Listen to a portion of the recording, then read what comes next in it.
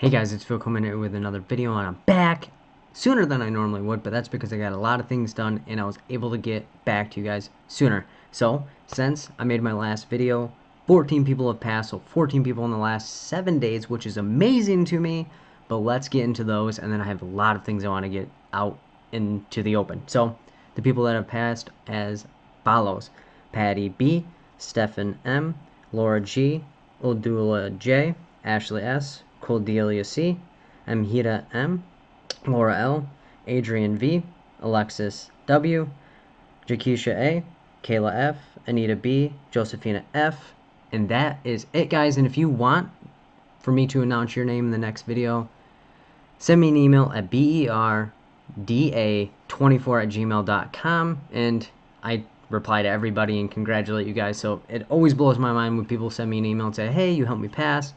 Because again, we all started super duper small and are blowing up into something bigger, and I cannot say it enough that I appreciate you guys for helping me help you guys and help spread the word to other people. And a lot of things that I'm starting to hear is, Phil, I'm not passing the exam, or I'm starting to self-doubt myself, and I'm getting all these materials and people are telling me to do different things, but that's not my process. So my biggest suggestion to you right now is just take a moment and think, is what I'm currently doing adding up to where I want to go? And are the steps that I'm taking and the materials I'm using actually getting me there? Because a lot of times people will tell you this worked for me, or that worked for me, or this book is super good, or this program over here is really, really amazing. But it doesn't resonate with your style, which causes you a lot of anxiety when it doesn't work for you, because not everyone's race is going to be your particular skill set or what you're trying to get to. You can hand me a book and tell me to learn something, I'm not going to be able to do it unless I'm super duper interested in this. And this exam has tricked a lot of people into thinking you're not interested or not qualified in getting your credential, or even passing the exam, or being able to show up to the exam. So review your current process and say, is what I'm utilizing playing to my strengths, or is it making it more of a weakness? So when I think about the exam, I get anxious and I start isolating and not get to where I want to go based on what I'm currently doing. So a lot of things that you need to be doing need to be calculated and add up to what you currently want to do, not be taken away from your equation or your confidence and your abilities and being able to get where you want to possibly go. Also, on top of that, a lot of people are just wasting their energy based on the amount of time they're actually studying. So I hear a lot of times that I'm studying 2 hours, 3 hours, 4 hours a day, but you're only retaining 15 to 30 minutes of that. Break it down and only do 15 to 30 minutes. It's not a matter of how many hours you put in, it's what you're getting out of the hours that you're actually putting in. So a lot of times people are making this their part-time or full-time job, and that's not what they need to be doing. They need to be focusing, what is your attention span, what is your strengths, what is your abilities to be able to do, and what can I actually get out of that maximization of time. I had a conversation with somebody and they're like, Phil, I'm doing this bad cat for 3 hours a day. I'm tired after work. I'm not able to focus on this. I don't know if this is actually what I want. And it's not that they didn't want it. It's that they want to have a life while studying, and that is okay. You don't have to buckle down and grind through, and this isn't some type of job that you're going to get paid hourly. This is how much energy are you getting in and what results are you getting out. And if it's making you more anxious and making you feel burnt out and isolate from where you want to go, reevaluate and assess what you're currently doing and making sure it's what you actually want to be happening. Because a lot of you guys want to pass this exam, are willing to put all this work in, and at the end of the day, what you're doing is not what works for you. It's what somebody told you worked for you, and they're not having your best interests at heart. They're trying to benefit themselves in some way, whether that's monetary or just saying that they were able to help someone get closer to passing the exam, and then will coin themselves as an expert in doing so. So be careful who you're allowing into your ear and who you're allowing into your impact, because it's not every single day that you're going to meet somebody that's willing to put more into you than you are putting into them. You need to have that mutual benefit. Same thing with your prep as well as your relationships. So make sure what you're currently doing is adding up to where you want to go. Only surround yourself with positive people, because positive energy and positive people create positive results. Negative people or negative intentions create negative results and negative energy and negative mindset, which is never going to get us where we need to go. We need to focus on what we have and where it can take us, or what people can give us that is going to take us, that actually benefits us. So be willing to invest in yourself and be willing to invest into your mindset, and being able to sit down and say, what I did may not have worked, what were the positives in it, and how can it propel me further to where I actually want to go. There's no shame in the game in saying, I'm not good at this, but I can get good at it, based on me utilizing the strategies that possibly work for me, not work for someone else. Because this is your experience and your ability and your capability and your future that you have to be thinking about. But do not forget why you are doing this, because if you're feeling unmotivated in your situation, you're thinking about yourself, not who's getting negatively impacted based on yourself saying, I can't handle this at this moment, or I'm not motivated to do this, or this is not important to me. And if that's where you're currently at, you just have to be honest to yourself and say, this is not what I actually want. And I have to be willing to say that aloud to myself, as well as the people I care about that are suffering based on me not being able to do what I'm supposed to do for myself as well as them. And I'm glad I can answer some of the people's questions, because that was a lot of feedback that people wanted me to say and address. But if you're interested in a study group and you're still watching at this point, I'm going to be doing a free study group on Saturday evening. But if you want more details, go to my Facebook page at Fill in the Gaps, and I will be releasing the link and the official time. And that is so that way I can give back and have people process in front of you guys. And that's what this video actually is recording. I did it on 6/29, helping people process the exam and give them feedback on their experience and help them fill in the gaps of where they weren't actually getting the feedback, and help people propel and actually pass their exam subsequent from the advice. But if you're interested in my next paid study groups, they are as follows: 7/28, research, program evaluation, program development, and community; 8/4, stages of treatment and diversity; and 8/11, the acronym and practice questions. And that group will likely fill up, because another positive thing that happened this past week is that we almost filled a paid study group with 94 people, and the max is 100. So if you're interested in any of these study groups, make sure you sign up pretty freaking quick, because I'm hoping that we fill up 100 in one of these. And if you're interested in those, my email is berda24@gmail.com.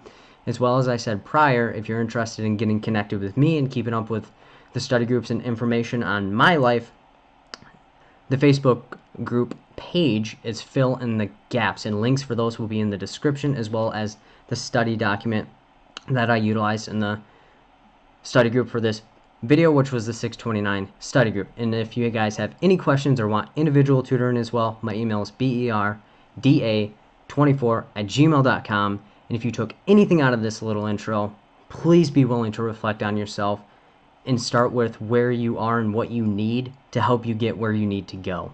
And connect yourself with the people that can help you get there. I appreciate all the support, guys. I cannot say it enough. You all are amazing, and make this effort amazing as well. Take care, guys, and I'll see you in the next video. Peace out, guys. First question: I test next week. I've watched all of your YouTube videos and have improved a lot. Any last minute tips? Yes. First tip would be to reflect on everything you've done, just to put the final touches onto everything, content-wise. Second one is to develop a routine for the day of, and what you would like to see happen during the exam. And what do I mean by this? How you will approach the question, address any anxiety, breaks, when you will get there, etc. So after you've developed the routine, let go of any previous attempts and focus on this attempt in particular. Because a lot of times people will have their previous attempts choke them and not allow them to actually pass the current exam, which is not the goal. So that is just a couple of final minute tips. I'm taking the test in August, and I'm using your videos and what kind of routine or studying do you suggest? So this is all going to depend on what you feel is important for you. So I have the same suggestions. Reflect on your learning style and what you currently know, because learning style is hella important. So Are you visual? Are you audio? Or are you kind of like tactile? And you would have to hone in on your particular thing, because this is how you're going to learn and do different types of retaining of information. And so what you currently know, so do you know content? How to break down questions? And what you expect during the exam. So these are just key things that you'd want to emphasize on when looking at what you would need to start with, because it's difficult for me to suggest particularly what you should start with, because I don't know your particular experience, or I don't know what you've done before if you have studied before. So you always want to focus on what you've done and what you need to get closer to where you want to be. I'm interested in knowing what your thoughts about having 3 years in clinical work as a benefit or deficit to taking the LCSW exam. So with anything, it depends. And I will say it depends on two things. First thing, are you using your experience to take the exam? If so, this could be a bad thing. Why is this a bad thing? You will attempt to make similar scenarios out of the question,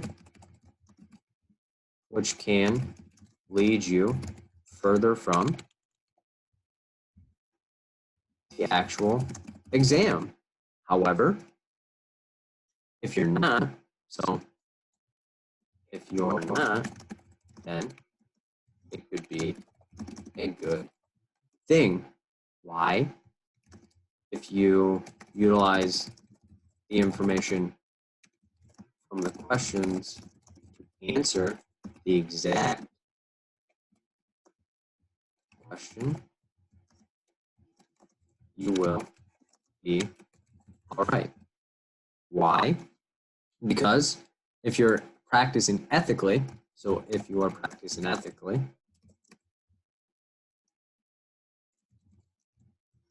it can help guide the answering process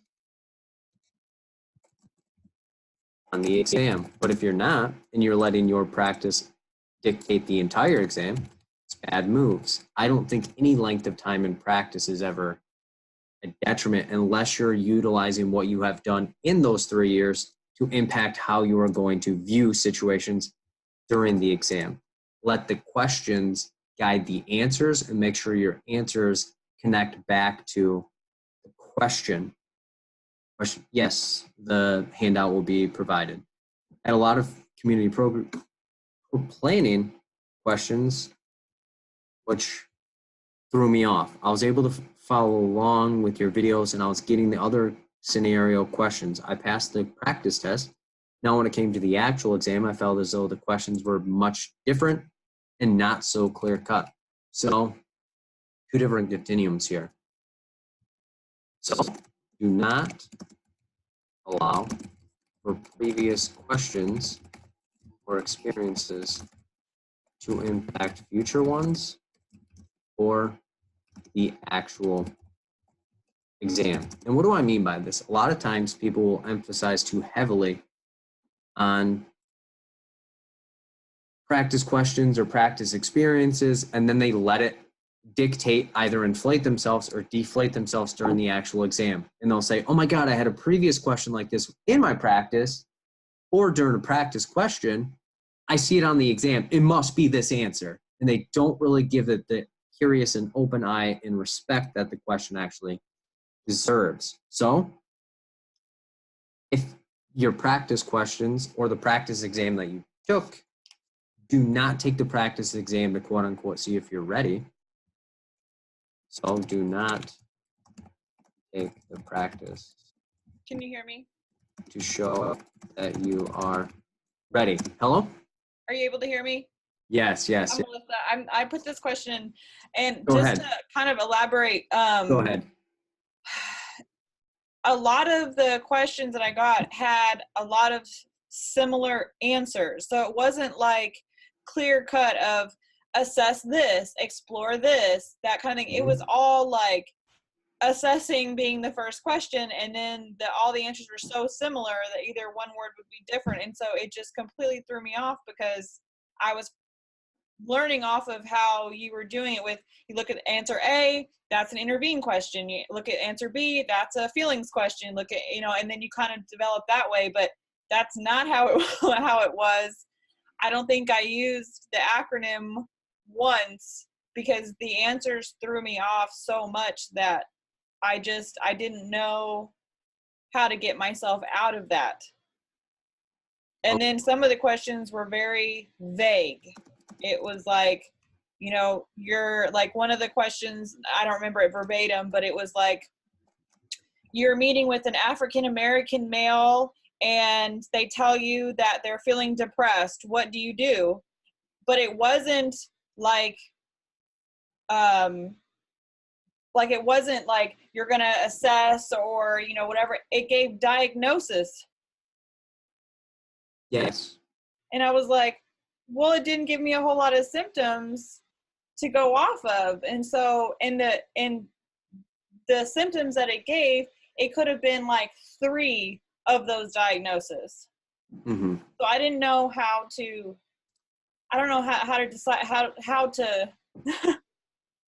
So I think your actual question, and I don't mean to tell you your question, is how do I transfer practice into the actual exam? Yes, I feel like I was just memorizing more than actually learning the concept, if that makes sense.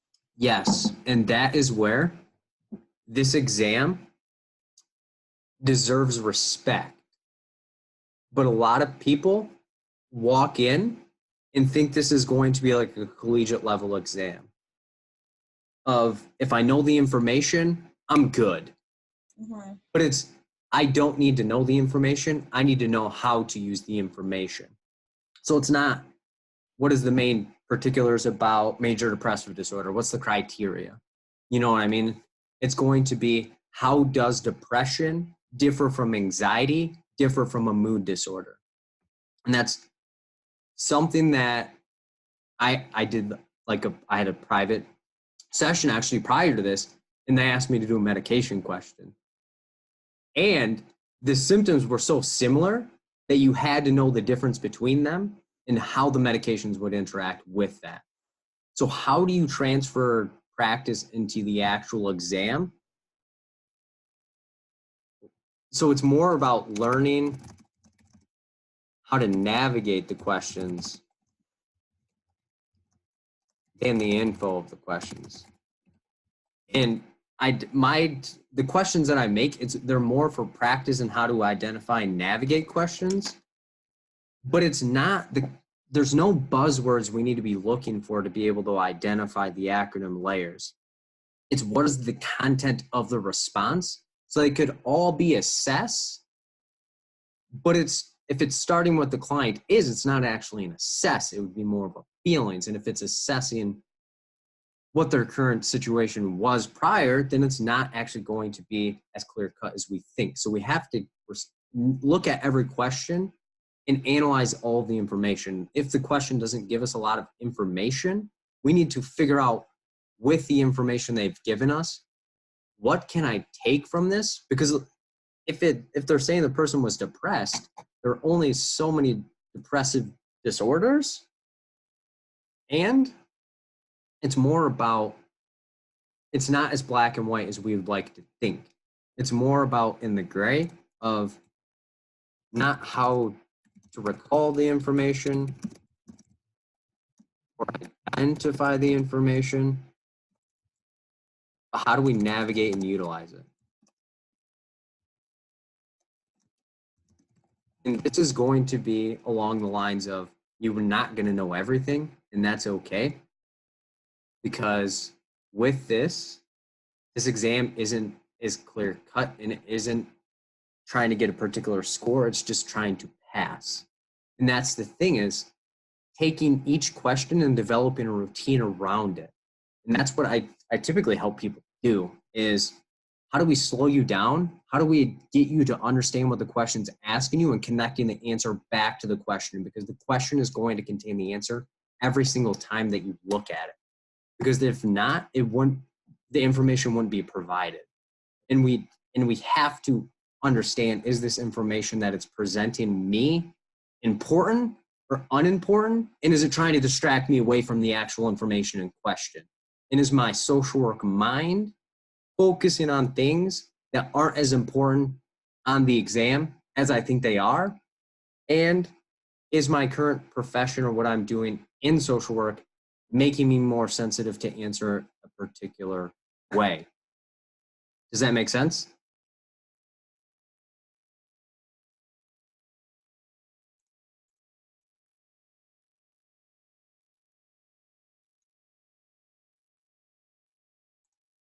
Are you still there?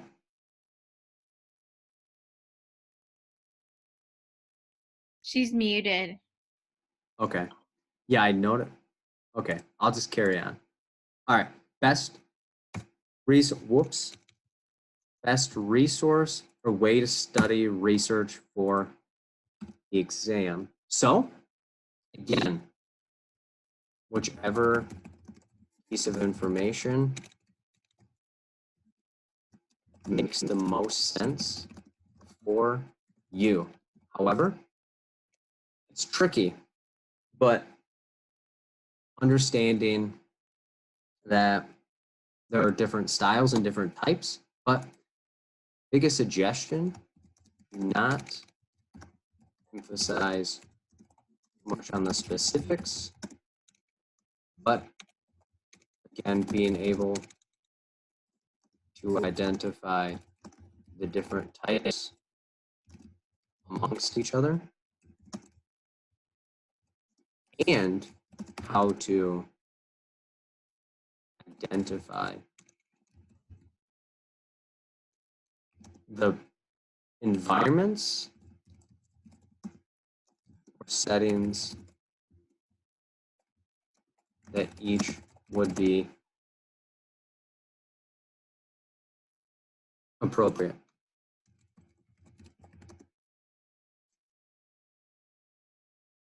All right, having a hard time with some remembering the theories. Are there any suggestions? Yes. So, break each theory down into more manageable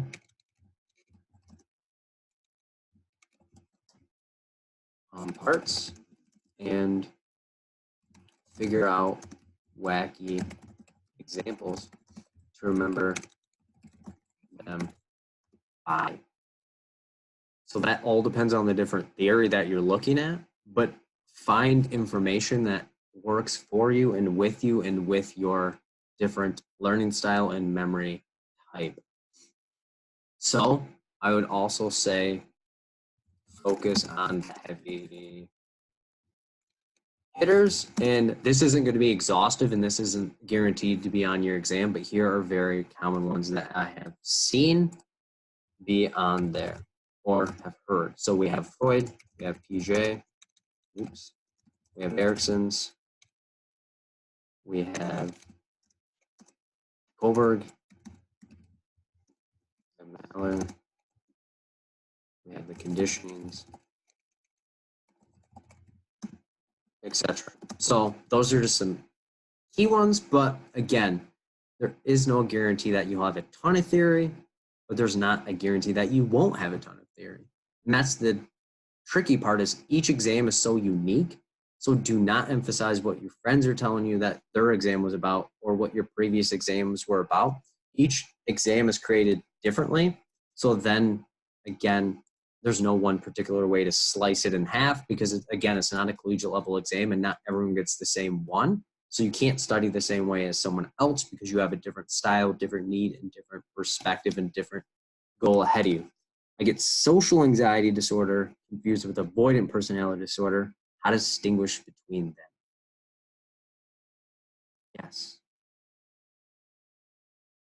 So social anxiety is going to be fear of performing in a particular setting and in other situations you are fine. And then avoidant personality disorder, they are going to avoid social situations that they could be judged in and avoid doing new things based on the fear of judgment. And again, this is almost in all settings. Again, kind of like quick to break it down, not to get super semantical into the criteria. Can you go over the social work treatment for different settings? Example, school social worker, private practice. What is similar? What is different? Depends what you're trying to really accomplish here, but let's see. School, social worker, private practice,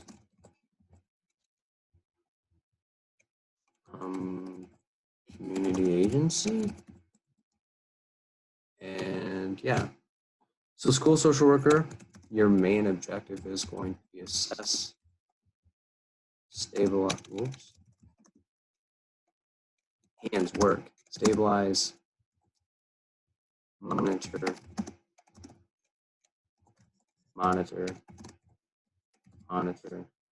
etc. Schoolwork doesn't really ever end until they graduate because it will keep continuating on what their particular issue is. Private practice, we're going to be assess, stabilize, monitor, discharge. And the monitor here is going to be maintained. So it's going to be shorter term. And then community agency, depending on what your setting is, it's more or less probably going to be the same continuum. So I wouldn't emphasize too much on the setting. I would emphasize on what type of practice you are doing within the setting. So outpatient is going to be definitely different than residential, which is definitely going to be different than any of the other things. Any other questions that people have or want to process about your experience? If your exam is coming up, you're feeling anxious, you're feeling worried, you're feeling unmotivated with studying, etc. Feel free to provide any questions or unmute yourself and talk. It's a lot easier to navigate. I asked the first question. I'm taking the test next week, and Okay. I've watched all your videos from the beginning to the end, and let me tell you, they have helped me tremendously. So thank you for that. So my question is, how do you overcome the testing anxiety and, getting so nervous and like, you can be super confident that you're going to pass, but like once you're taking the exam, you're at the computer, I feel like I'm just going to forget everything that's in my mind. And I don't know how to overcome that and just be like, I am going to pass the exam. Yes. First off, thank you for all the support and watching all of them. And if you watched the very first, there was a lot of them. There was like 35. Took me a couple days. And if you've watched the old ones, like the camera's not that good. I had a beard, the blanket, but yes, thank you so much. Honestly, it means a lot to me. But this is a topic that I really love talking about. Next week is your exam. So how soon next week? Is it like next Friday? Is it next Monday? Like Tuesday. Okay, so a little bit more time. I was going to say Monday's a little bit different, but how do you overcome this? So this is where you have to actually be kind to yourself and know that this experience, you're going to have some sense of nervousness. So anticipate that. So you walk in Tuesday, it's not going to be like you walk in, kick the door and say, I'm here. It's going to be, I'm back and I care about my future, so I'm going to have some anxiety. So give yourself a little bit of grace of that. But the best thing that you could possibly do for anxiety is to develop some type of plan. For one, when it comes, how are you going to handle it? And two, how can we make this situation so predictable that the anxiety doesn't have a lot of ground to stand on? Does that make sense? Yes. Okay, so my biggest suggestions for this are to, first off, like again, allow yourself to be nervous. So when you get there and you feel that nervousness, almost like check it off as like, I anticipate this. This is what has to happen in order for me to pass. Because if I'm not nervous, I don't care. Like if I stop caring, that's more dangerous than if I feel a little bit of anxiety and then continue with it. But how do you prevent anxiety from happening once it has happened? Why did you start studying for this exam? Because I wanted to be an LMSW. So I had to study. Because I wanted to be a social worker and get a good job. Okay. Is it just for you or is it for other people as well? Well, I'm the first one in my family to ever like get a master's degree, so that's like a huge thing in my family. So I guess Okay. for me, for my family, and a little dog here that I have. So that is I don't have any kids. okay. So that's the thing, is do it for your family. Or if you want to do it in a different way, how would you suggest someone in your family approach this exam? And if they started doubting themselves, what would you have them say? To watch all of your videos because you break it down to the T. Oh my God. It's true. That's why they've helped me, and that's why I got a little more confident. And I wish, like, I've never taken the exam, so I don't know how it is.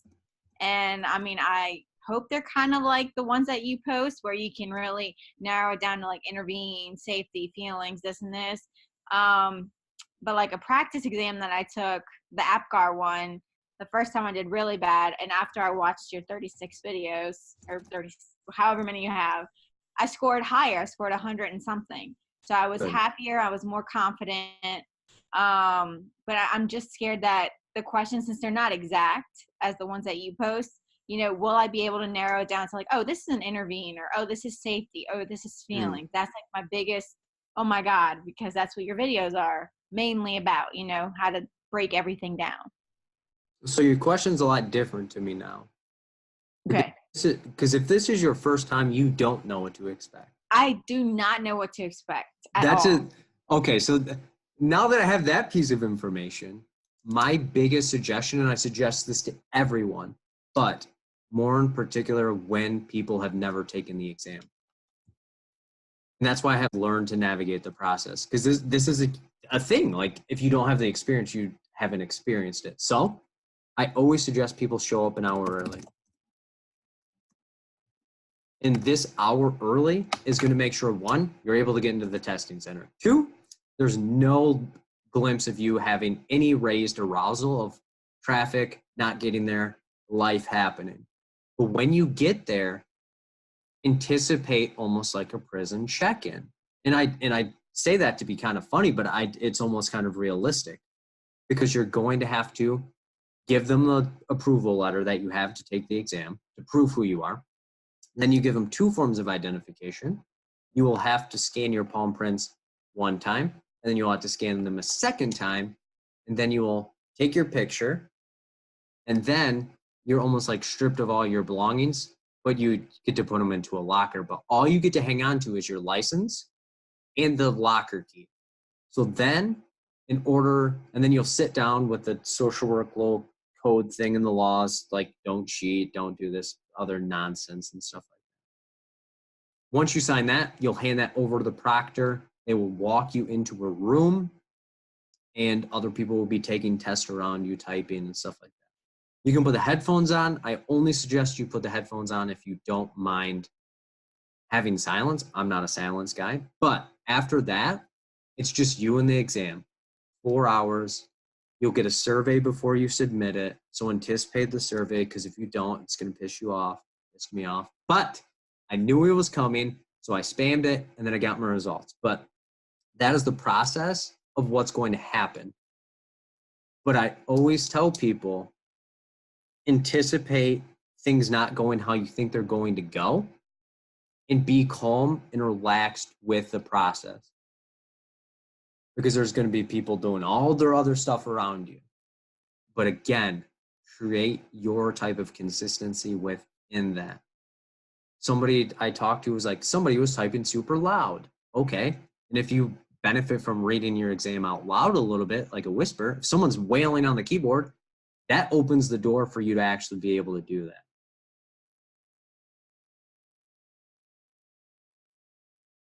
Does that make more sense? It does. It does make more sense. But yeah, so, and there's going to be like a timer on the computer. Like you don't have to look at a clock, but that's entirely up to you. And you can navigate the exam questions in any order that you want to. You can flag them. My biggest suggestions for that are to not second guess ever on this exam. Never second guess yourself. And know you're going to get questions wrong.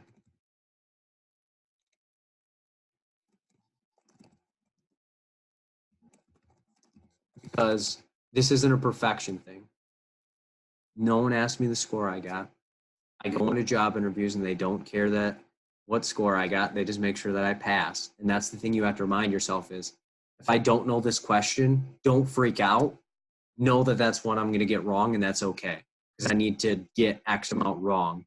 And you can get anywhere from 45 to 54 wrong, depending on the version of the exam that you have, but you won't know that during the exam. But again, give yourself the grace to get things wrong, to give yourself the grace to pass through and be the best version of your possible self.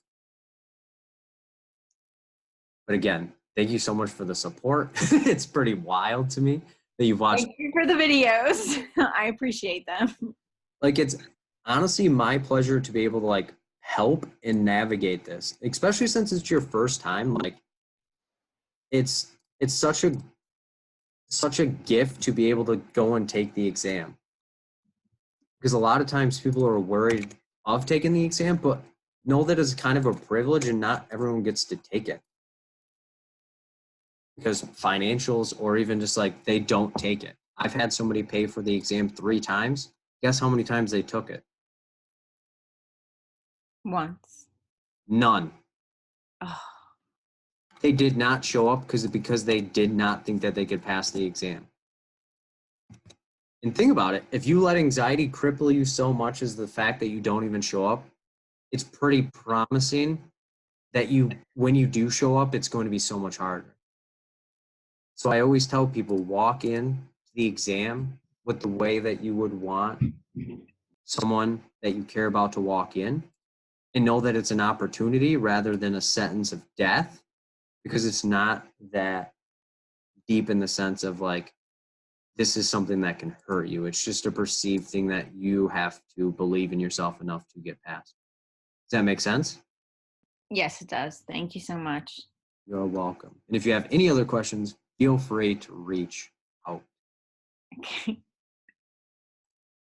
Any other people? Yes, Phil. How is it going?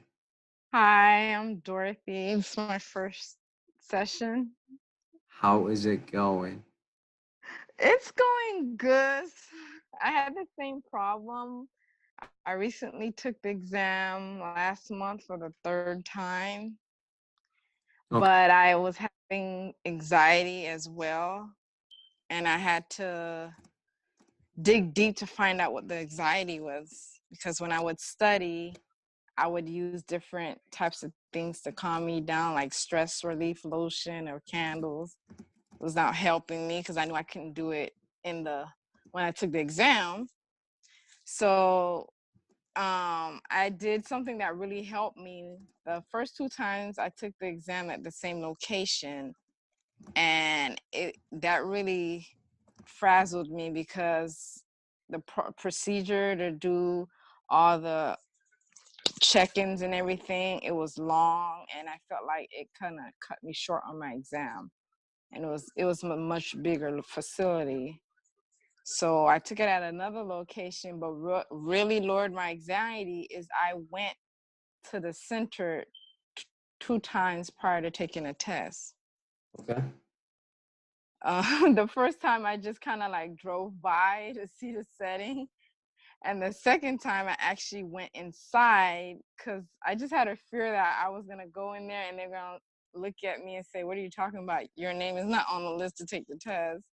Mm-hmm. So I went in there and I was able to see the testing site, confirmed I had the test. They had me scheduled and what I had to bring because it was a smaller facility, which Okay. lowered my anxiety completely. Good. But my thing was what happens when I went to take the test, I felt like I spent too much time on a question. And Okay. so what I did was, and I was gonna ask you, would you suggest flagging?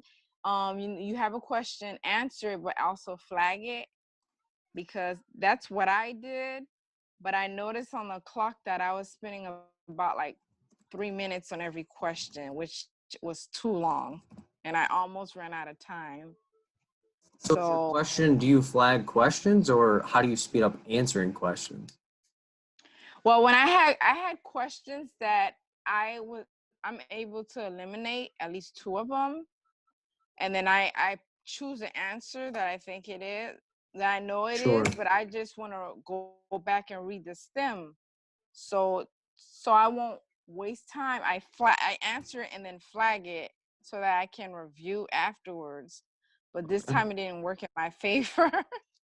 So I was asking, would you suggest that as a good option? I mean, flagging questions, because you said never second guess yourself on the If you're question not answer. monopolizing your time on the questions and you're flagging them and you have time to go back, I often suggest only going back and reviewing to make sure you didn't miss anything. But if you're monopolizing enough time, you should not flag it anyway because you've spent a decent amount of time looking at Mm-hmm. the question. If you don't notice that first time, what's the point of spending an extra bit of time when you have to get to the other questions? Because one question is only a point when you have 169 other questions you have to get through.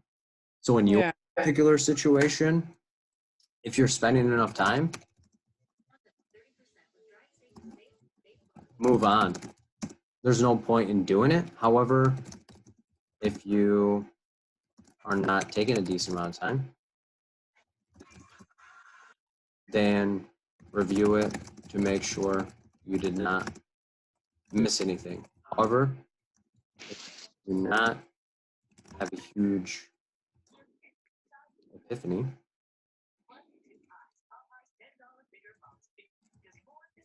and do not change it. Okay.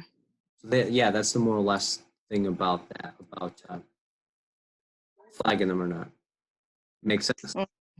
Yeah, it really does. And I found out my fear was failure because, my family Sure. have high expectations. Okay. So that really, really caused my anxiety when I broke it down and I was like, this is just a test. It doesn't define, I have my master, it doesn't define me. It really, Sure. really helped me to lower my anxiety. So Good. going back into it, I don't have that anxiety anymore because I know what to expect and I know the test, and that's what was holding me back. So, and your videos, of course, really helps too. I watch your videos. So I just wanted to say that. Thank you. And yeah, I'm glad that you were able to find what was necessary in your exact process to help you get further and get past this exam. It takes a lot to reflect and identify those things. So I would say you're in a good spot. You just have to keep digging and build that confidence level up so the amount of time you spend on questions isn't as long. Okay. Thank you. You're welcome. Does anyone else have any questions? I have a question. How is it going? Good. How are you? I'm doing okay. So this is my first week really getting into all of the content. I've been wanting to take it for years and just life got in the way, kept pushing it off. Okay. But I'm wondering if you can tell me, when I'm studying, what is the big difference between if I'm studying for, I'm taking the LMSW, but I've come across some things that look really great that are LCSW. So what's the difference in the content on the test and then the material that I would be studying? Okay. If you have noticed, the content is a lot of similarities amongst the two. Yes. If you open up the breakdowns of each of them, the main difference, and it's going to be kind of like, I don't want to say obvious, but kind of obvious. So the main difference between the two is how you would address or approach a client case. And what do I mean by this? So if you think about it, LCSW is going to be more clinical, and you have more capability to do something because you're more, quote unquote, more advanced and more privileged and able to do so. And the LMSW going to be more case management and crisis stabilization due to the fact of what you're able to do after you pass the exam. Does that make sense? It's just the way that you approach and interact and would respond within the questions. But since it's still a social work exam, a lot of the guiding principles are the same. Okay. You know what I mean? Because it's not like a different code of ethics for an LMSW versus an LCSW. Right. Yes, I was just thinking if perhaps there'd be more clinical questions on the LC, so hit that a little bit harder versus the general questions for the LMSW. Yes, more or less. Because if you think at the end of the day, as long as you're meeting the client where they're at and what they would like to do, you're doing what you're supposed to do. Whether you're LMSW, LCSW, LSW, dependent. And so the master's level and clinical level, essentially, because credentials and things differ from state. But yeah, I wouldn't overthink it. But a lot of times people say like, oh my God, I'm taking my LCSW now. I need to relearn everything and do something different. And it's not necessarily different. It's just viewing what you're able to do with a client and for a client a little bit differently. Okay, thank you. You are welcome. Anyone else have questions? Testing soon. Want to process about it? If not, I will go. Hi, Bill. I have a question. How is it going? Good. How are you? I'm doing well. Good. First, I sent you an email about setting up a private tutor session, so hopefully we can schedule that sometime in July. Okay. But I guess, and I know you said to not worry about anybody else's journey. Again, I've been with you for about 2 weeks now. I gotta pay for my one for tomorrow. Just reminded me. So I guess I don't know why now. I guess I'm getting anxiety about not having anxiety, and I know that sounds stupid, but I'm not really. I guess I haven't set my test date yet. Maybe that's why I got approval last Sunday, if you remember, and I'm just waiting. You know, again, you said financial reasons are sometimes the reason for delay. So I'm just waiting for something to come through next week. So I'm gonna set the date before the well, I said the end of the month, but next week I'm gonna set it. So should I be tripping as to why I don't have anxiety? Am I like, I don't know, like I'm listening to everybody's story and I'm like, well, should I be thinking about that? Should I be worried about that? Is that weird, or should I just, so I'm getting anxiety about not having anxiety. So that's like, what's going on with that? Should I just be, is that normal that I'm not having anxiety? Is that normal? Breathe. I know, right? Like, There are so many people that are here and that are going to be listening to this later saying, I wish I was in that field of not existing. Listen, yeah. So, but know that just because you're not feeling anxious doesn't mean that you're like different or like off base or like you need to like start worrying about different things. But Yeah. your particular experience at this given moment is not provoking that, but it Okay. doesn't mean that it's a bad thing. Okay. Because Okay. because everyone is wired so differently. Mm-hmm. And maybe your personality is like once the test day gets sooner, you start getting more motivated, you get more anxious, you start freaking out. Maybe your personality is like the closer the test date gets, the more confident you get. But prior to that, you're a wreck or you're in the middle of that. So I wouldn't say it's a Yeah. thing if you're not anxious right now. I would just say it's just a matter of one, who you are, and two, don't let other stories provoke something that is not natural for you. Exactly. This is my second time, which I took it back in 2015. So, I mean, I was thinking about that, but your videos have really helped. Like, don't worry about nothing else. Don't have multiple studying sources. Me and the girl that I met at my first session, we're going to do a little study group, me and her. So I feel like I have my basis. I'm gonna do something with you, hopefully. And all I gotta do is set the date and be ready. And I'm not working right now, so I feel like I have like ample time to do all these things. So I feel Mhm. good, but I guess I'm wondering, hey, what's going on, kid? Like, are you missing something? I just feel like I'm missing something as to why I'm not anxious. So I guess just yeah, just The want to vent, best I guess. the best scenario that I can give you Hmm. is if I have car troubles and my buddy has car troubles, is a third friend gonna start being like, man, I need to have car troubles? You know what I mean? Like, I'm not Yeah, trying to be like exotic, but that's essentially what you're saying. Like if my yeah, Pat has car troubles and my buddy Taylor has car troubles and I don't have car troubles, I feel on the outside, so I might be like, man, I need to look under the hood and start finding things that are wrong. But yes, like find the blessings in where you're currently at and say, there's something about this experience that's different than what I've been through before. exactly. You need to keep doing that because there's difference in this experience than what I've experienced before, and that's okay. Because Got it. Hmm. every point in your life, are you going to feel the same way about something that you've been through or that you've been around before? And this exam does that to people. Yeah, yeah. Okay? One of the things that you said, this exam is not the same one before. I think you said that last Mhm. Sunday, and I think that, like, just honestly, just what you've been saying, like, oh, I'm going in here for the first time.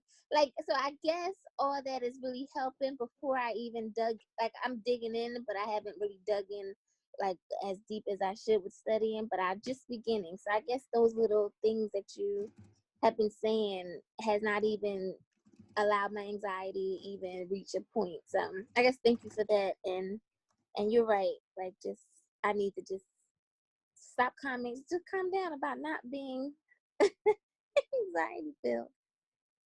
And if you think about it, if I explained this to you, your reaction Mm-hmm. would be the same way. If I told you I have learned new skills and new tips Mm-hmm. around something that I'm doing at my job, I feel more confident. What would you say? I would say that's great. You know, apply what you know now to what you're currently doing. Hmm. You would say good job and keep it up.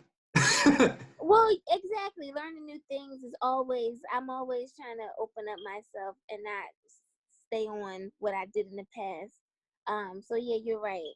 You're right. I guess I should look at it that way. You're right. New skills, new way to look at this situation this time around. It's Okay. working. I saw that It's comment. That was funny. But okay. Let me not trip about not tripping. Got it. yes. Okay. Thank you. You are welcome. Does anyone else have any questions or reflections that they want to talk about? Hi, Phil. How is it going? I wasn't gonna ask this, but you know what? Because it all seems to be the same theme as far as the anxiety goes, and I wish it wasn't. I wish I didn't have anxiety like Kia. However, this will be my. I'm taking the exam for the third time on July 9th. I'm taking the LCSW exam. Okay. And I guess, what keeps coming up for me is that fear of failure, again. And how do I get over that? I know one of the things that you had said that also Kia had brought up was, think about this being the first time again. Mhm.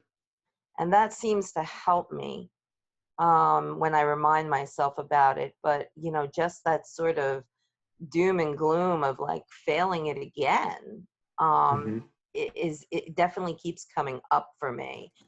um I don't know what to do about it because I've been trying to do a lot of mindfulness things and to decrease the anxiety, but I just can't seem to get past sort of the idea that I don't want to fail for the third time. you know Mhm. I don't know if you can help me with that, but Yes, I can. any suggestions that you may have would be helpful. So the biggest thing is, and you've been following mindfulness, and it's acceptance and figuring out where you're currently at. And this is a thing that I'm going to make a video on. And I kept saying I'm going to make a video, but then I got sick, didn't have a voice, but I'm going to do it kind of in here, but it's going to be on a bigger scale soon. So the biggest thing that you have to start with, even before you can tell yourself that this is a new exam and new opportunity, is to do not lie to yourself where you currently are. And this could be in a negative or a positive way. And the positive way is you believe you are farther along in the process than you actually are. This is oftentimes where people aren't. Like if you're feeling anxiety, you're typically not here, where you're like, oh my gosh, I know everything, and I'm going to do everything, and I'm going to do this. And you might have been there once before, but eventually most people lie to themselves of where they are currently at in a negative way, meaning you believe you do not have what it takes to get where you want to go, which could be your previous experiences, lie to you, and lie to you about your capabilities and skills, and also what you know, and that your past can propel you further than you think. A lot of times people say, I failed this exam X amount of times. That's a bad thing. No, that's a positive thing. You have more experience. You've seen more questions. You've been able to navigate and believe in yourself more times than you think you've done before. So do not let the lie of like, I'm further away from where I currently am, because you're closer than you've ever been to passing the exam, because this is the most recent attempt that you have at passing it. So you're closer than you think, than you ever will be, or you ever can be at this given moment. Because there's no attempt like the current attempt, or the only attempt that matters is this one. You can take experience from it and you can do things from the past, but you can't often utilize or fuel them into the future, even though we want to. And also, do not let your future goals blind you that you have to get past this exam to get to them. And I don't mean to say like stop dreaming. I mean, focus the effort here and accept where you're at, because this is not where you thought you would be 2 exam attempts ago. Yeah, I guess I hear what you're saying, and thank you for that. I watch all your videos, and um, I guess it's kind of like the advice that I give other people, you know, if you quit smoking, you know, just because you've quit a million times, you're that much closer to quitting for good. You know, Yes. it's just, I guess it's that idea of just believing in myself, you know? Yes.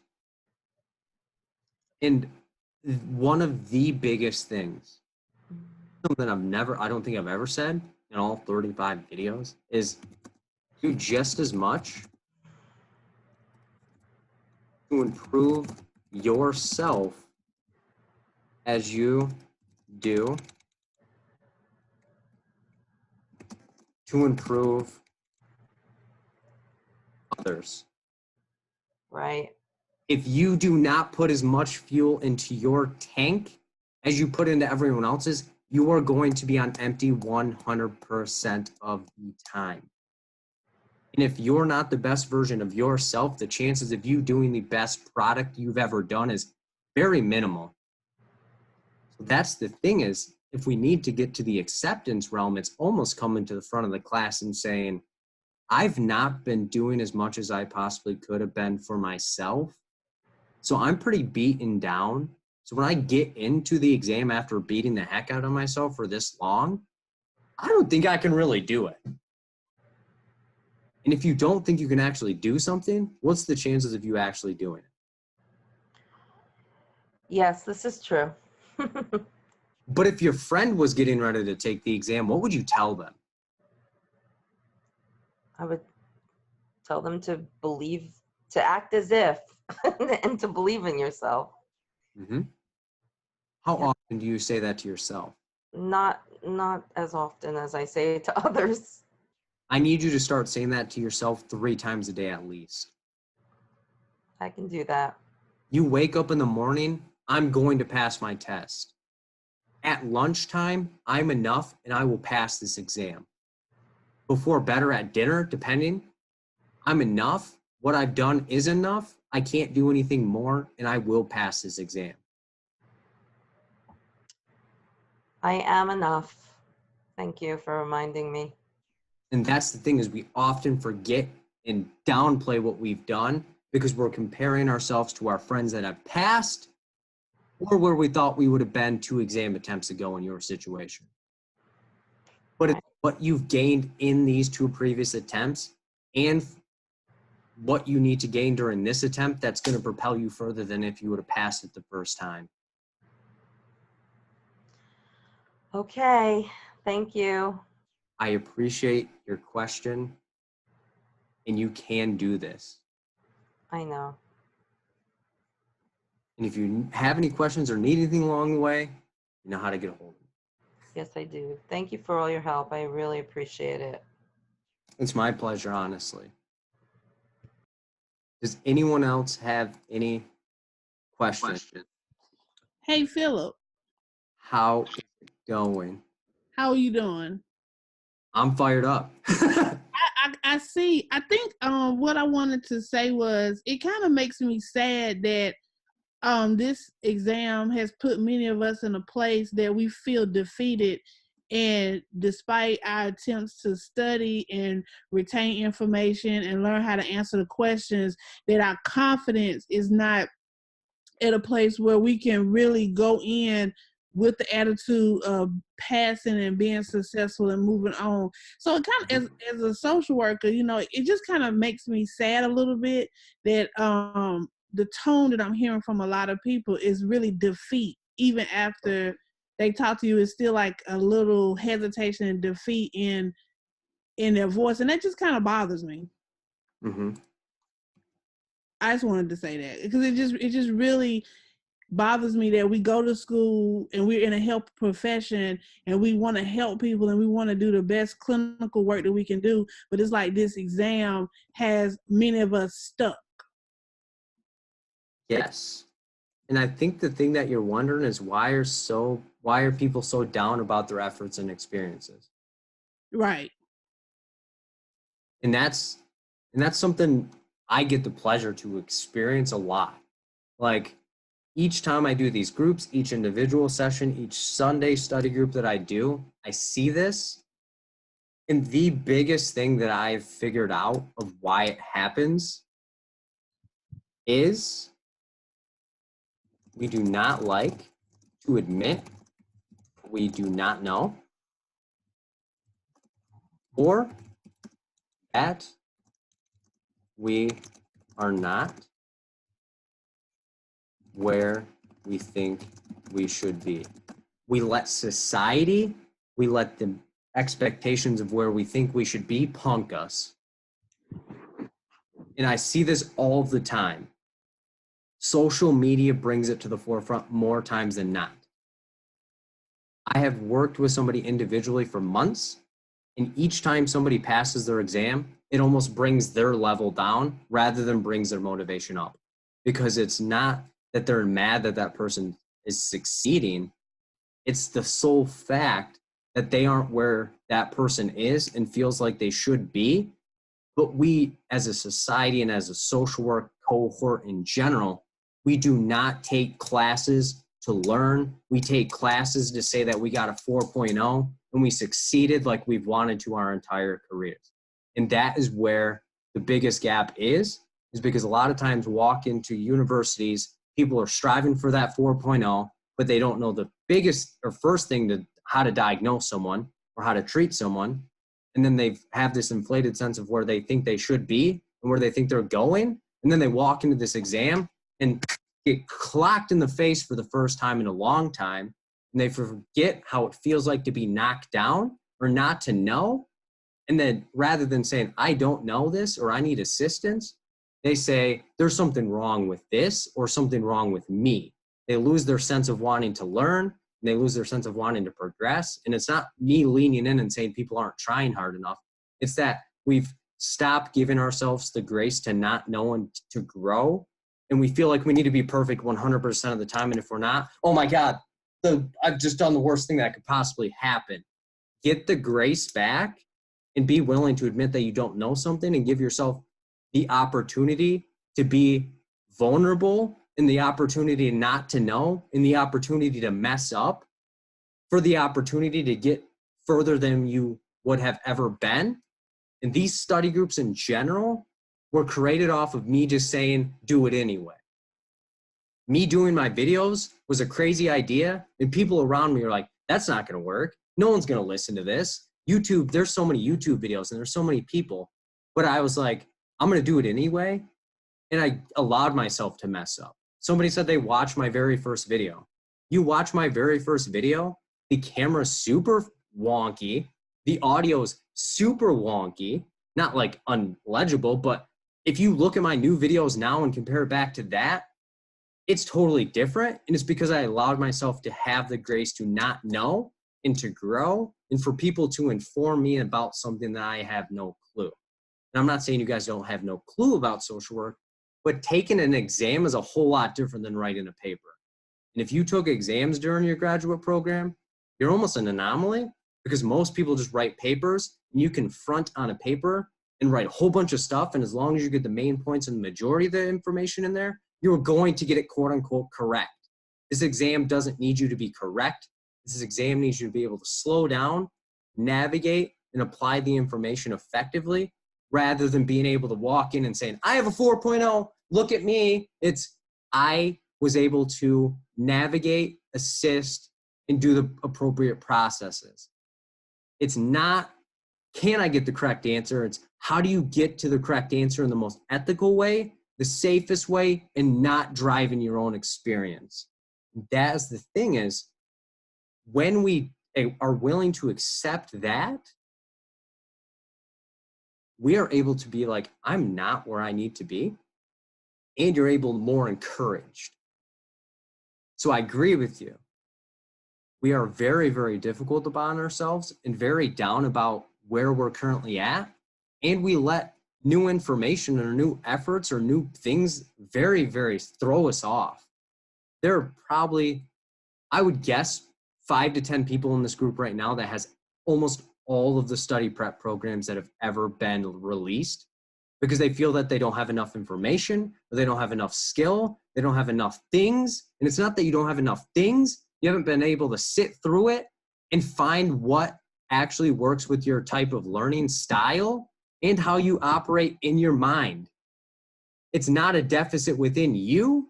It's the way that you're navigating these things. And it may have worked for your neighbor or your friend or your classmate or somebody like me on YouTube that you found and then you're curious about. And then you're like, oh my God, his strategies don't work for me. And it's like, good. I'm glad. I'm glad that you found out mine didn't work. Find something that does so we can get you to where you want to go and get more social workers in this. But too many people are trying to, one, sell someone.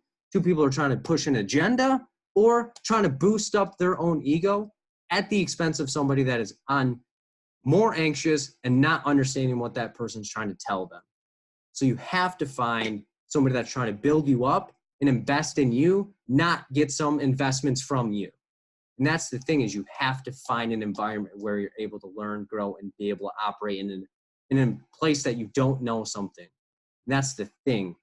Most times you're not able to find that because most times we don't allow ourselves to admit that we're not here. And that is why I love being able to do this, because so many people have come forth and said, I don't feel comfortable. And I'm like, good, because I can talk about this all day and all night. Because when you can be open about where you've been and where you're going, you find people that are actually going to support what you're doing rather than drag you down and make you doubt yourself to the sole fact that you don't have the skills. And that's a lie, because you guys are all talented. You guys all have the skills and capabilities and been through way too much in your life to let the opinions of people that are trying to drag you down or information that doesn't work for you make you second guess your capabilities and powers, because you are all powerful and able to do anything you set your mind to. You just have to give yourself the length of time it takes for you to accomplish the goal, not somebody else. This isn't a framework. This isn't an average amount of times it takes the exam. It's how many times does it take each and every person in here to take it for themselves. But yeah. Oh, I'm so sorry. Go ahead. No, I really like how you touched on the topic of social media in the beginning, because I'm in a group of like the social work, ASWB exam or whatever, and you see many posts of people passing, and then you see people that are like, oh, this is my 9th attempt. And when you see that, it's like, well, if they can't pass and they're using like the best, most expensive things in the world that are supposed to make you pass, you're like, and she or he can't pass, how in the world am I supposed to pass? So you feel defeated by seeing people saying like, oh, it's my 7th time taking it, and I've used like the most expensive things, and I'm like, oh my God, I'm using like the basic. And it's just, I guess the social media is a big thing. So I decided to like turn that off for this week, because I can't see like people being like, I failed when I'm trying to keep my mind like, I'm gonna pass. But social media does play a huge role in that. Guess how much it cost me to pass my exam? $230. Zero. Oh my God. I used free materials, and it's not what you have that makes you who you are. It's what you do with what you have that makes you great. And I'll say that again, because I felt that in my soul. It's not what you have that makes you who you are. It's what you do with what you have that makes you who you are. I agree 100%. And that is what this profession is about. You do not need the greatest and latest thing to be great. It's being able to sit in an environment and become who you are destined to be based on what you're doing with where you're currently at. And those that know about me, that is the exact story of how I got here. I wasn't the most talented. I wasn't the most gifted. I didn't have the best upbringing. I didn't have a lot of money. I did what I had to do with what I had and made this work. And that is why I get so frustrated with people when they say I don't have enough. It's not that you don't have what you need to get where you're going. It's that you don't believe that you have everything you need, and you keep doubting what you need. And that is the lesson you need to learn through these exam attempts. It's not what you have, it's what you do in that exam room. if I vetted and interviewed everyone that passed their exam, they will tell you it's not the content that makes it happen. It's what they did with that content, and they were able to walk in and believe in themselves. And that's what I try to do in these videos, is try to instill some hope and show you there's a dude that has a baseball cap on and a t-shirt on that can help you pass your exam. I don't need a suit. I don't need the fanciest camera. I have a fancy camera now. I don't need the fanciest mic. I didn't have the fanciest mic back then. But I still was able to get it done. And you just need to be able to navigate with this. Like, and if people on social media, people passing bothers you, cut it off. If people are doubting you around you, cut them out. Anything that's negative, why let negativity make your experience negative? Positive energy and positive thoughts breed positive results every single time. But negative energy, negative influences, negative thoughts create negative results. It's frustrating when people around you are telling you that you can do it, and you have been through so many things that have made you think you can't, that you prove them wrong. And it's the people that don't leave you and keep encouraging you to do more that you need to keep around. Any other questions? Like I said, I can talk about this all the time in every single day, because this is something I've experienced, and this is something I've lived, and this is something I'm currently living. Philip, do you mind? I know that you said you wasn't going to, but do you mind doing like one test question? I know I saw a couple people asking. So I was just gonna take the plunge. I saw a couple people typing, so I said I'll just take the plunge and ask. At the end, I will do one. I'll type one. Thank you. You're welcome. Any other questions? Hi, Phil. This is Kathy. Can you hear me? Yes, ma'am. How is it going? It's going. I was going to give up a few weeks ago, but listening to your YouTube chats has really motivated me, and I really, really appreciate you. I actually signed up for my test for August, and I felt sick when I called and actually paid to sit for my test. But your motivation is outstanding. But my question is, I'm studying now, and I was just wondering if it's too far ahead for me to start studying for August. This is How the can? question on the screen, isn't it? Yes, it's number 16. All right, because I deleted it because I was like, this person isn't going to be talking. And then as you said that, I was like, all right, let me get this back up here. Yes. So I'm just wondering if I'm studying too far in advance. Am I overloading? There are some areas that I really need to concentrate on. I know that, but I'm just wondering, am I too far ahead? Am I overloading? There are a couple of days that I had to just not do anything. I found myself to be overloaded. So I guess I did answer my question. Burnt out. Yeah. So what are your thoughts on that?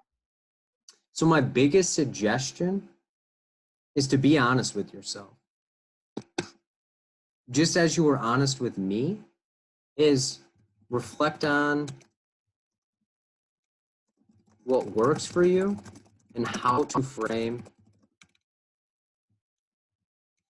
a prep that works. So, for example, you said, I'm burnt out and my exam isn't for another month.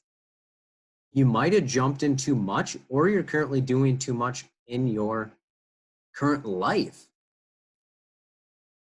Like, how much are you studying on a daily basis or a weekly basis? Usually after work, I may do 4 hours, maybe Each 2 or 3 days, and then Okay. the weekends, maybe 4 hours or more. Give me the average. Is it like 4, or do you tend to go to 5 or 6 It's about 4, I would say.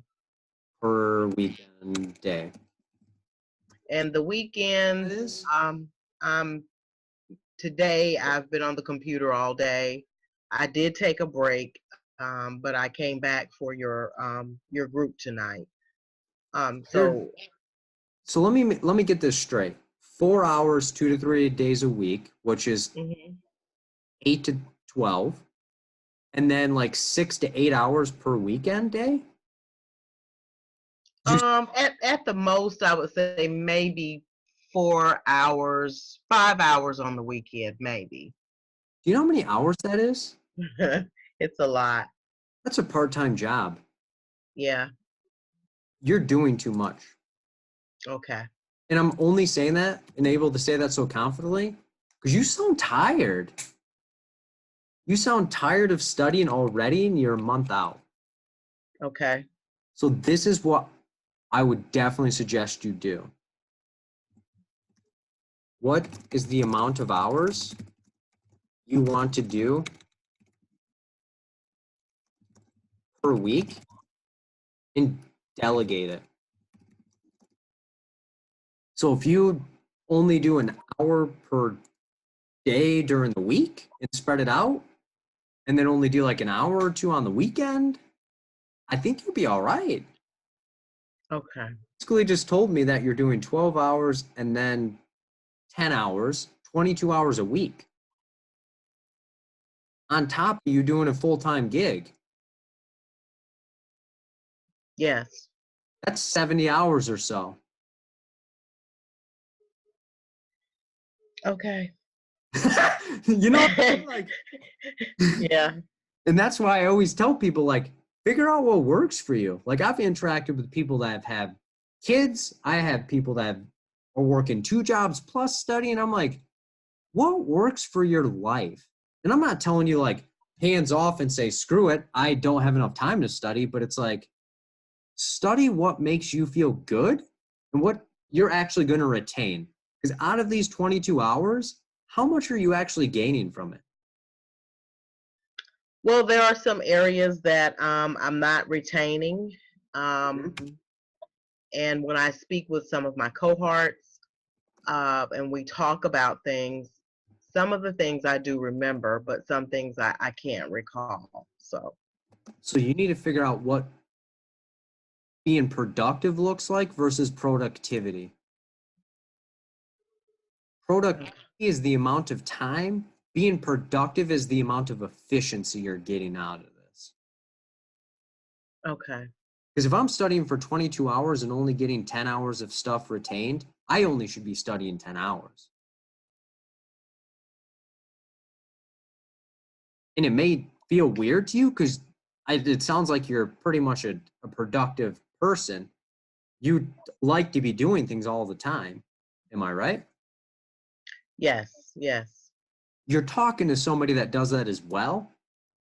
But I had to reflect in myself and say, Phil, what are you actually gaining from this? And are you actually taking away from your things that you want to be doing? And a lot of times when you have personalities like you and I, we tend to put our heads down and grind through anything. Mm-hmm. But it's not a grind here. This isn't to be achieved.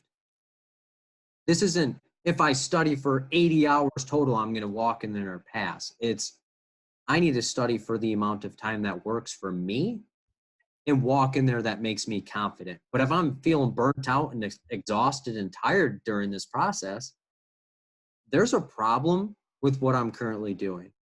Okay. And that's the thing is I think you knew it. And like you said, I answered my own question. But I didn't want to stop there and make you think like, okay, he doesn't want to help me because I answered it. Because I think it's important for other people to hear it as well as because if you look in the chat, a lot of people are like, well, crap, no wonder I only study an hour every night because I have a kid or I'm raising a family or I'm having to do lunches or I'm having to go to sporting events and stuff like that. Like people have a life and this doesn't have to take your life if you don't let it. When I'm working with somebody, I often recommend they take time off even. Like in the days that you're not studying, because it looks like during the week you're taking 2 days off, what are you doing in those 2 days to recharge yourself? I'm not doing self-care like I should. And physically I'm feeling it. So I know that I have to do self-care, or I need to incorporate more self-care. Okay. That's something that during my master's program I didn't do, and I kind of had some issues, from not doing self-care. So I realized that I've got to do something other than just the grind for the amount of time that I do it. And I'm a person that has like little anecdotes to like analogies and stuff. So take days off before you create off days. Okay. Because if you don't take days off, you're going to cause yourself to be off and not be productive in the way that you want to be. Right. And that's the thing, is you have to take care of yourself before life takes care of you.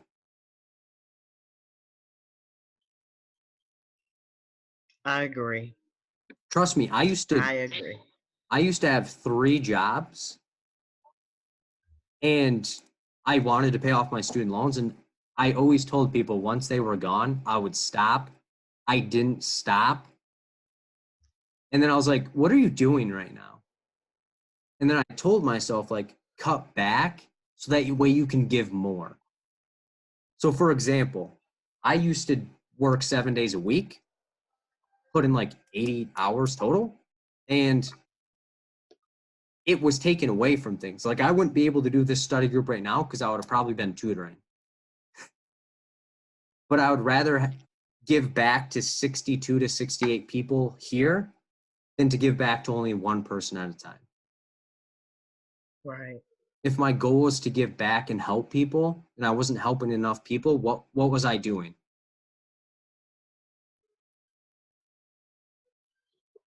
That's true.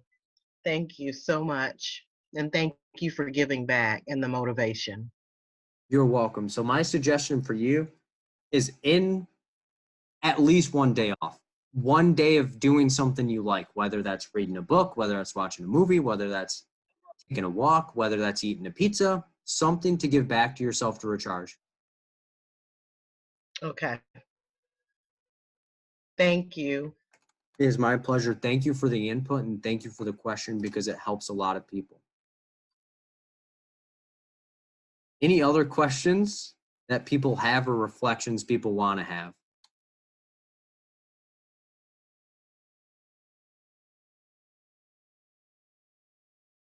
Okay, let me get to the questions on the screen. But feel free to cut me off. I love interacting. All right, how can I learn how to answer the questions faster? I'm thinking myself what the problem is, what the position is, etc., but it's time consuming. Practice, practice, and practice. And what do I mean by practice? Of course you need to practice, but what are you doing in those practice reps? So when you're practicing, develop a routine on how to break down the question and how to navigate the answers. Those that have been rocking with me know I have a pattern. Boom, boom, boom, connect it, move on. But it doesn't come quickly. You have to practice how you're going to perform. Because if you don't practice how you're going to perform during the real exam, what's the point of practicing anyway if you're just going to wing it in there? So develop a way to make your practice as similar to the exam as possible. You need to be able to connect the two. You need to be able to connect the two to be able to handle it. Because a lot of times people think that they need to go way too fast and they feel like time is going to run away from them. But another way to speed it up is create consistency, which leads back into the first point of develop a routine. Because if you have a consistent way to read and break down the questions, it's going to become second nature, and you're going to be like, all right, didn't miss anything, move on, bag it, and tag it. And you may be overthinking the questions. Just do not overthink, because the answer is there. You don't have to fill in the blank and come up with the answer. You just have to be able to sit there long enough to get it. So that's how you can speed up the question. Someone's raising their hand. Yes, hi Phil, how you doing? How is it going? It's going well, thank you. So I'm glad you did touch on the base of, breaking down the questions and the answers. I noticed that when I take the test, the practice test, that I'm not reading the question fully. Like I will read just probably the beginning or the end and missing the in between. How can I develop a skill where I'm actually reading the whole question as well as reading the whole answer? Do you want to pass the exam, or do you just want to say you showed up there? You made some good points today, so I have to be honest with myself. So I have to come to grips with that. But the goal is to pass the exam and to really be confident in taking the exam. Okay. Well, because from the sounds of it, you just said that you were not reading the question and just trying to spitball the answer. Well, that's how I usually read. So when I even like write my case notes at work, like I have to go back and make sure all the words that I obviously am planning to type, I'm missing out a word. So that's kind of like my issue that I have. So sometimes I miss a word, I overskip a word. So it's not like I'm intentionally not trying to read it. It's just like I'm not reading it, if that makes sense. So create a pattern of attack. Okay. And again, I often recommend a particular like routine for people, but it's all based on what works. But for you in particular, if you're skipping things, slow down. Okay. Because if you're only reading half of the question, you're only getting half of the answer, and you're gonna get it wrong. Absolutely.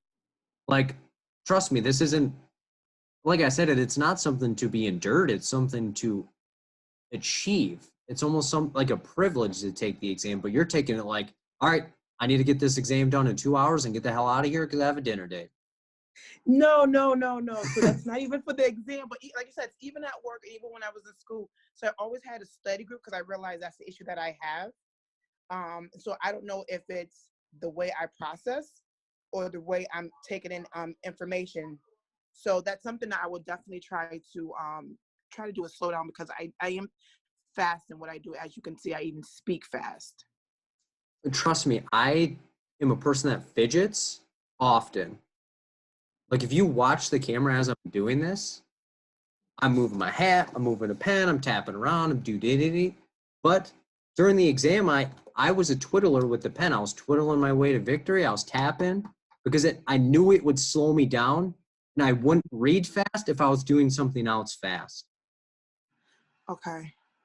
And that's the thing is, I need to be doing something 100% of the time. Right.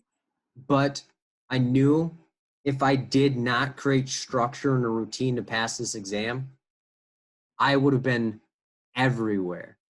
Okay. But that's the thing is, if you know something about yourself, you're able to adapt and address it anyway. Right. When you're practicing, practice like you're in the actual exam. Okay. Like, even answer as if you are in there. If you're going to read aloud to yourself during the exam, do that when you're practicing. If you're going to silently read to yourself, don't you dare read the questions aloud in practice. Okay. Because it's going to create something, an inconsistency, and when you're not doing it during the exam, you're going to feel anxious because it's what you expected to do during the exam and it didn't happen. Absolutely. Okay. And that's very helpful. And I did see someone put a comment that, check for accommodations. But I think what I'll do is my goal is to see how I do the first time. I will slow down, create a pattern, and take, when I'm doing a practice test as if I'm actually in the exam room. So all these suggestions were very, very helpful. And thank you, because now I was just honest with myself and everyone else. So thank you. You are welcome. Honestly, I appreciate you speaking up, because a lot of times not get the things that they need, because accommodations was on the horizon. I just needed to figure out exactly what, like, if developing a pattern would work enough, because trust me, if you need accommodations and have a doctor that says you have the necessary things, you might as well get the time that you're allotted and deserve. Right. And I mean, and I do agree, but you know, I think when we know we have a condition, we try our best, right? Without the accommodations to see how we did well. And then in the event that if it didn't work, you know, then Don't. use it. You Don't. right. Don't. Don't. Okay. This isn't a pride thing. Okay. I don't need to say I passed my exam and I have ADHD and was able to sit for 4 hours. Okay. I will sit through the exam. If they give me 6 hours, why not? Okay. For people Which that are, leads me. I'm sorry. and that's what I mean is, you don't need to walk in there and be like, I need to try this and fail, because my confidence level may be terrible the second time, because with extra time, and it's already a barrier, and I'm stigmatizing myself based on an accommodation that I deserve and I need. Would you have a client do that? Absolutely not. No. Would you tell a client, you may need crutches, but how about you walk on that snapped ankle? Or Right. you may need an Invega shot, or you could kill someone, but how about we let you go unmedicated for a little bit of time? True. True. I definitely, I definitely appreciate it, because again, I think that was probably again a pride thing. So I thank you for hitting the nail on the head, as well as bringing the awareness out. Mhm. Okay, so because of there may be accommodations, like what type of doctor would I go to? Would it be like a neurologist? So at So least I can kind of know which So area. it could be a primary care physician, it could be a therapist, depending on exactly what it is. Like, if you have been diagnosed with ADHD before, if you've been diagnosed with generalized anxiety disorder, if you have physical conditions, if you literally have like a TBI or something like that, or like impulsivity or something, it all depends on what you need. But a primary care doctor can often do everything that you need. Okay. Neurologists could possibly be needed, but the biggest thing is to try, and the ASWB will tell you exactly what you need or any additional things. Because honestly, if I was able to get accommodations for something, I might as well do it, because my pride is nothing if I get to pass this exam and not have to test something out, because you're beyond that point. There's no pride. And if no one's going to look at it differently, and it's not going to say accommodations on your credential. Okay. I thank you for the support. I thank you for everyone's support and their suggestions. I will go back and look at the comments. This was very, very helpful, and I truly appreciate you, Phil. I listened to you on my way to work, which is like an hour commute. So thank you, thank you, thank you. It is my pleasure. And if you need anything, drop me a shout, because I'm definitely willing to help in the process. I'm planning to in the future, but thank you so much. You're a blessing. It's my pleasure. Does anyone else have any other questions? Someone has their hand up. Do you want to talk, or do you have a question? Or both? Just unmute yourself if you do, but I will work on question 19. I'm learning not to even speak the word into existence, because I believe in the power of words. So if I'm not mention it, maybe it won't come to pass. Do not let magical thinking destroy what you believe. If you think speaking it into existence is going to help, if you think doing a particular study strategy that has worked for you in the past is going to help, do it.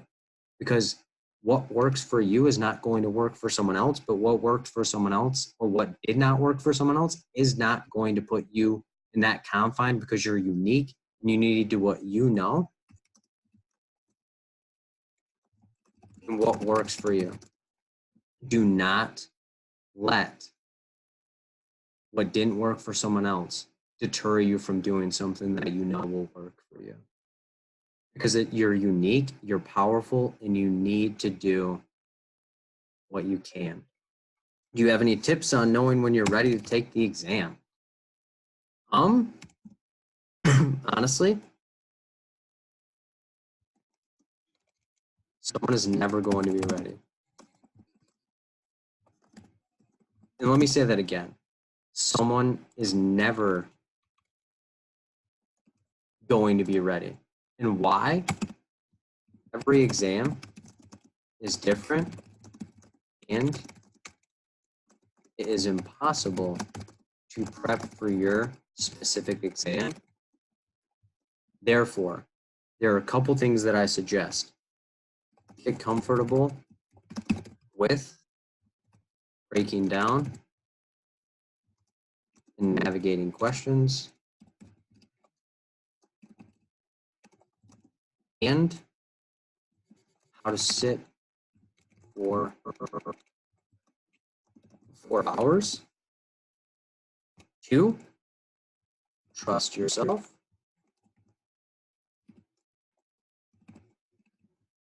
Kill self-doubt and allow/embrace anxiety. You can use it as a skill. Hypervigilance is a very successful skill for some people, but do not let it cripple you. So, can you give a few pointers about groups? Yes. What happens in a group?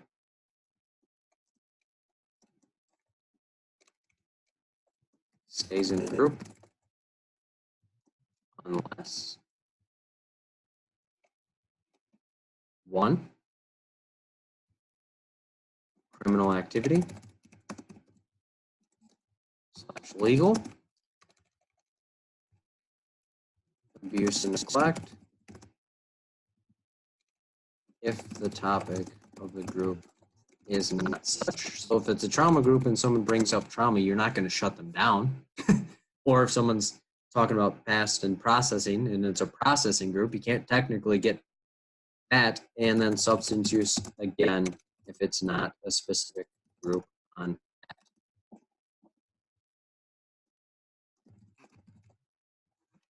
Okay, any other questions that people have at this given moment?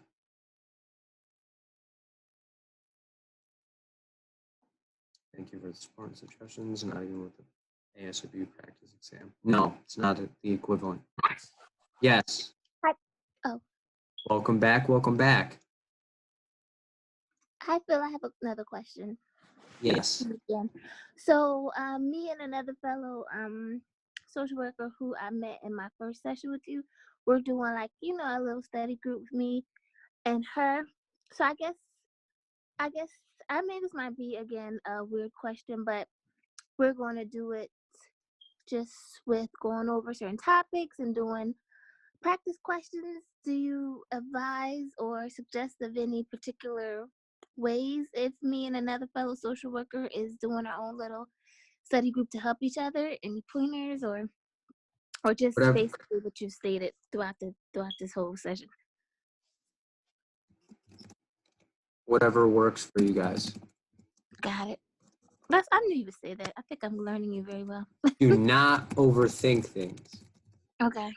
Because advice that I give is not 100% to be on your exam. But if you're focusing on what you're comfortable with and what you feel you need to be discussing, it's going to work out way better than if I quote unquote prescribe you something. Got it. Doesn't work out, you're going to say it was Bill's plan that didn't work, not what I had done. So build something that you're going to quote unquote be proud of and watch how it goes. Because Okay. everything that we have to do in life has to be successful for it to be successful. Okay, and that's exactly our thoughts. Okay, thank you. I think I just need you to confirm my thoughts now. I appreciate that, honestly. And Okay. no bad questions or any questions that you shouldn't ask. Got it. Thank you. You are welcome. Does anyone else have any other questions?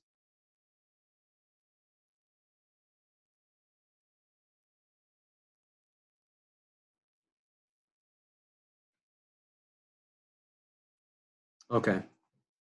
Well, if there are no other questions, let me get a question. So what topic area do you want this question to be in? What specific topic do you want this question to be?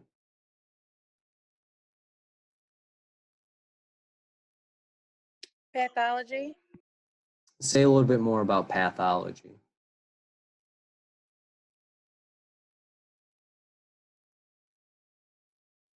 A lot of people were saying like DSM and stuff like that, but I noticed that I got a lot of questions wrong for the pathology section of the exam. When I Be took my more test, specific, I don't know. because Like pathology is a very questions. vague word. Yeah, I know. You know how they have a section for when you get scored for the topics, human development. I think it's pathological topics, ethics. Am I saying it right? It's 4 topics that they score you on. Yes. So I thought pathology was one of them. I could be wrong. Okay. All right. Adding a patient is working with a 40-year-old. It's gonna want this.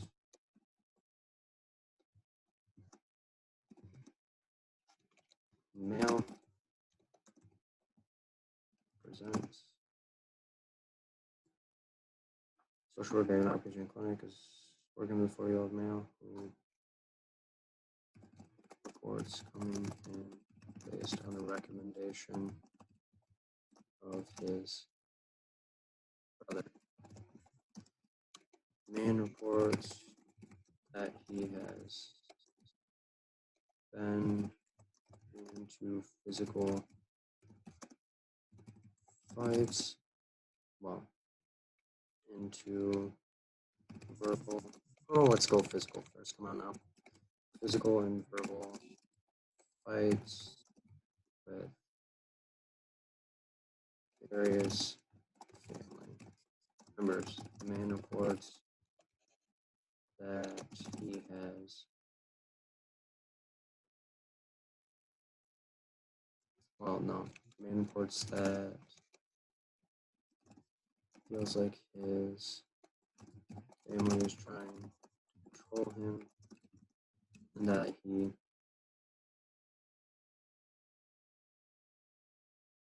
hates being told what to do. Man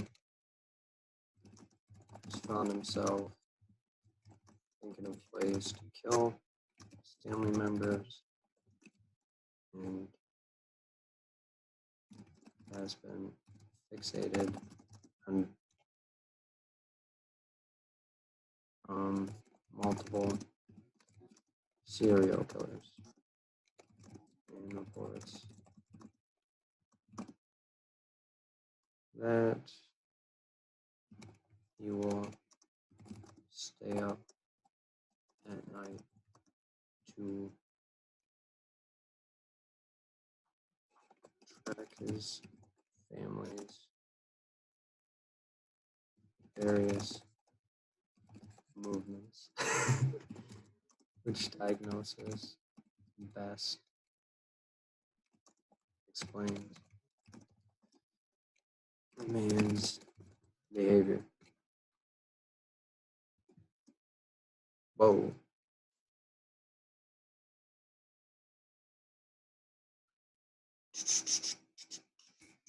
Hang on. Social worker at an outpatient clinic is working with 40-year-old man reports coming in based on a recommendation of his brother. Man reports he's been into physical fights with various family members.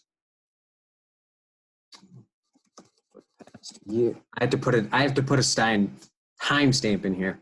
Get into physical fights with the various family members for the past year. The man reports that he feels like his family is trying to control him, that he hates being told what to do. The man has found himself thinking of ways to kill his family members and has been fixated on multiple serial killers. A, schizophrenia. B, antisocial personality.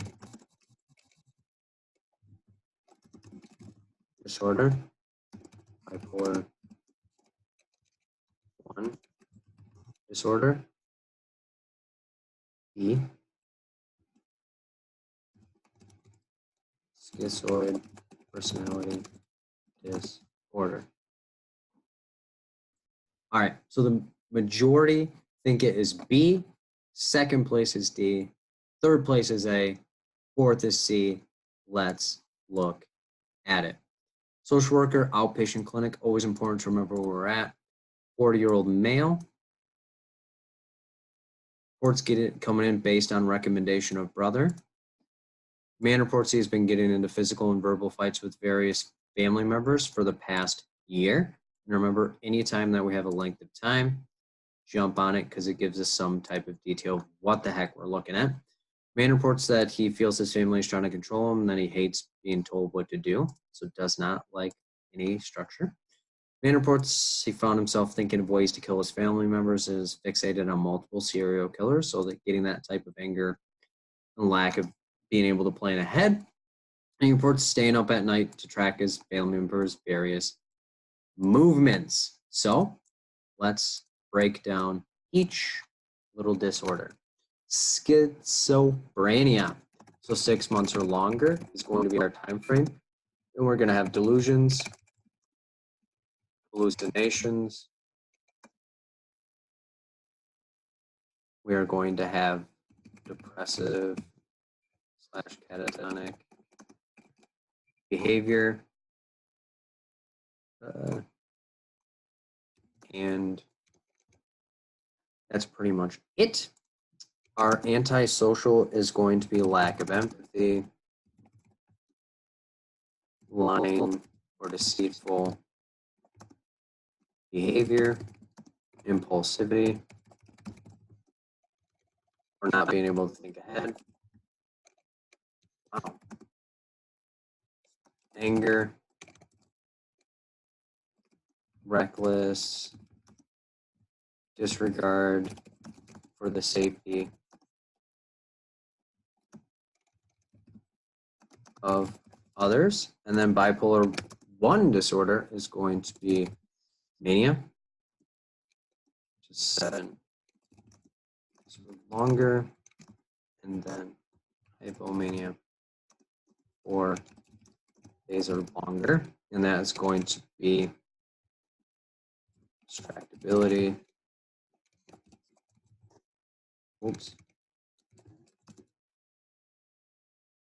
increased goal-oriented activity,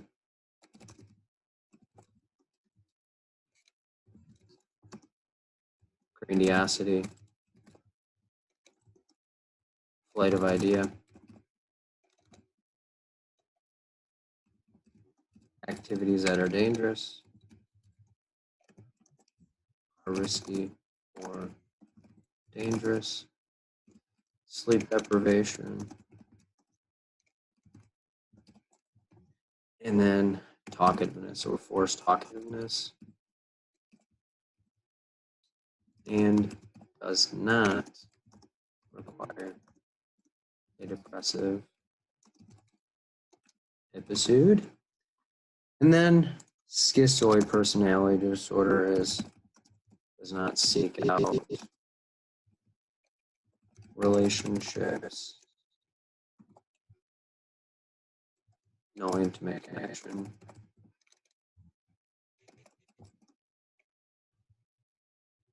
oh my goodness, prefers solitary activities, detached from others, such as, so the negative symptoms, schizophrenia, where like catatonic, depressed type behaviors. And think of schizoid, you're thinking more of like a robot. Zoid is like a robot. So let's reflect on what is currently going on in the question. Let's give a quick little synopsis. So, social worker, outpatient clinic, 40-year-old male, coming in recommendations of brother, getting into verbal and physical fights past year.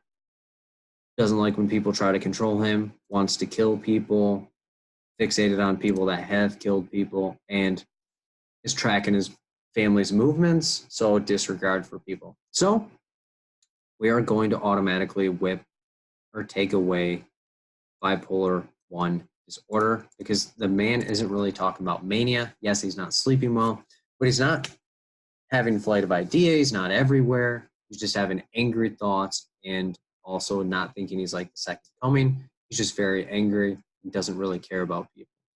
So even though he does not care about people, it doesn't say that he is like not seeking out relationships. He's not isolating himself. He's actually engaging with people and trying to fight them, which is him engaging with people even though he doesn't like them, but he doesn't like being around people, but he also wants people to be around him and wants to manipulate them. So is this guy delusional and hallucinating and having catatonic behavior? Or is he lacking empathy, lying to people, impulsive, angry, and doesn't really care about other people and just cares about himself and the things that he can possibly do for himself?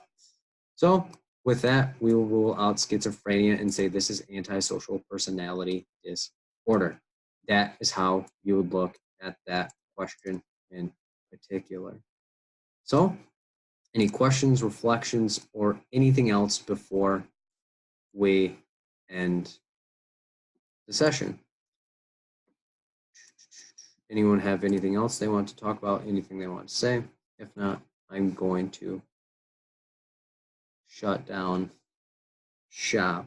Thank you for everything. It is my pleasure. And if you want to join my study groups, there's one tomorrow.